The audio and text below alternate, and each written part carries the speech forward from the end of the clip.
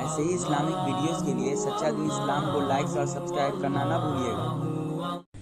دور موجود کے محققین یہ کہتے ہیں کہ تم پردے میں عورت کو سمیٹ کر کے اس کی آزادی سلب کرنا چاہتے ہو، واجبی سا پردہ کافی ہے، لیکن چہرے کا، ہاتھوں کا اور دیگر جو ہے وہ کچھ اعضاء کا پردہ ضروری نہیں ہے، اور صرف عورت کا پردہ، مخصوص اعضاء کا پردہ شریعت نے دیا ہے۔ آپ کو مختلف چینلز پر بیٹھے ہوئے ایسے لوگ نظر آئیں گے جو اس بات کی اس نازک دور میں تبلیغ کرتے ہیں جب عورت پہلے ہی بے پردہ ہو چکی ہے، عورت پردے میں لپٹتی چلی جا رہی ہے اور اس کی نہ آنکھیں نظر آ رہی ہیں نہ ہاتھ نظر آ رہے ہیں، اور اس کے لیے جو ہے وہ کوئی ایک راستہ بھی باقی نہیں بچا، تو پھر تو کوئی یہ تبلیغ کرے تو سمجھ آتا ہے کہ ہو سکتا ہے کسی جو ہے وہ تحقیق کے تحت یہ بات کر رہا ہو۔ جب عورت اپنے لباس سے بھی باہر ہوتی چلی جا رہی ہے تو اس وقت یہ تبلیغ کرنا کیا معنی رکھتی ہے سوائے کسی ایجنڈے کے تحت، اور اس کے پس منظر میں کچھ ہمیں دکھائی نہیں دیتا ہے۔ تو وہ کہتے ہیں کہ چہرے کا پردہ نہیں ہے، ہاتھوں کا پردہ نہیں ہے، پاؤں کا پردہ نہیں ہے۔ شاید وہ اس بات کو جو ہے وہ سمجھنے سے قاصر ہیں کہ یہ محارم کے لیے ہے۔ عورت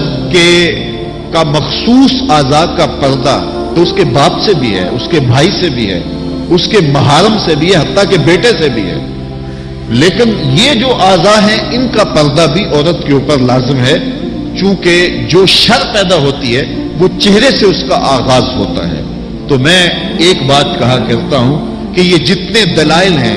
ان دلائل کے جواب بھی علماء نے دیے ہیں، یہ ساری بحث کی جا سکتی ہے۔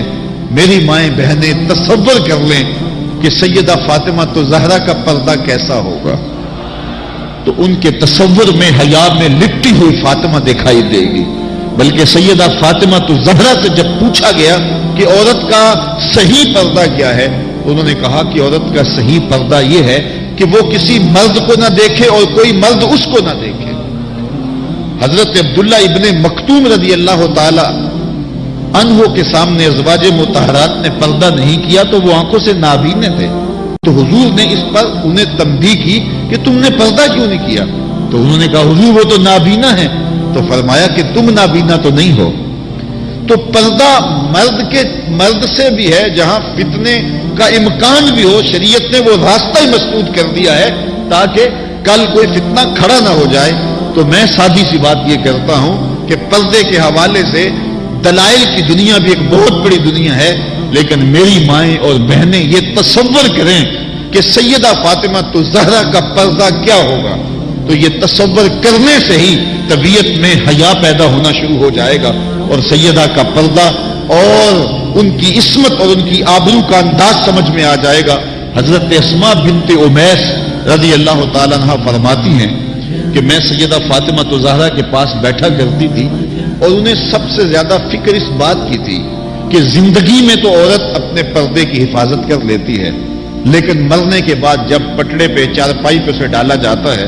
تو اس کا جسم جو ہے وہ جنبش کرتا ہے اور وہ مختار نہیں ہوتی ہے، تو اعضاء دکھائی بھی دیتے ہیں، اعضاء کی حیت بھی سمجھ میں آتی ہے، تو یہ بڑا مشکل لمحہ ہوگا جو مرنے کے بعد درپیش ہوتا ہے۔ تو فرماتی ہیں کہ میں نے انہیں کہا کہ جب حبشہ کی جانب ہجرت کی تھی تو میں بھی ان لوگوں میں شامل تھی، تو میں نے وہاں حبشہ میں دیکھا ہے کہ چارپائی کے چاروں پایوں کے ساتھ شاخ باندھ دیتے ہیں اور پھر ان کو درمیان میں جوڑ دیتے ہیں اور اس کے اوپر کپڑا ڈال دیتے ہیں اور یہ ایک ڈولی بن جاتی ہے۔ تو کہتی ہیں جب میں یہ بات بتائی تو سیدہ بہت زیادہ خوش ہوئی، کہا یہ تو ایک بہت اچھا طریقہ سمجھ میں آ گیا جس سے مرنے کے بعد بھی عورت کے پردے کی اور اس کے جسم کی حفاظت ہو سکے گی، کسی کی نظر نہیں پڑے گی۔ تو یہ وہ سیدہ ہیں کہ جنہوں نے اپنے پردے کی حفاظت یوں کی کہ غیر مرد نے انہیں نہیں دیکھا، اور پھر مرنے کے بعد بھی ان کے لیے وہ ڈولی تیار کر لی گئی، رات کی تنہائیوں میں ان کا جنازہ پڑا گیا، اور یہ وہ پاک دامن خاتون ہے جن کا آنچل مہر و ماں نے بھی نہیں دیکھا ہے۔ اور جب قیامت کا دن ہوگا تو حضرت سیدہ فاطمہ تو زہرا 70,000 خواتین کے جلو میں نکلیں گی، تو آواز آئے گی یا اہل الجمع غضوا ابصارکم لأن فاطمہ بنت محمد حتی تمر، اے لوگوں نگاہیں نیچی کر لو، محمد عربی کی بیٹی کی سواری گزر رہی ہے۔ ایسے ہی اسلامک ویڈیوز کے لیے سچا گی اسلام کو لائک اور سبسکرائب کرنا نہ بھولیے گا۔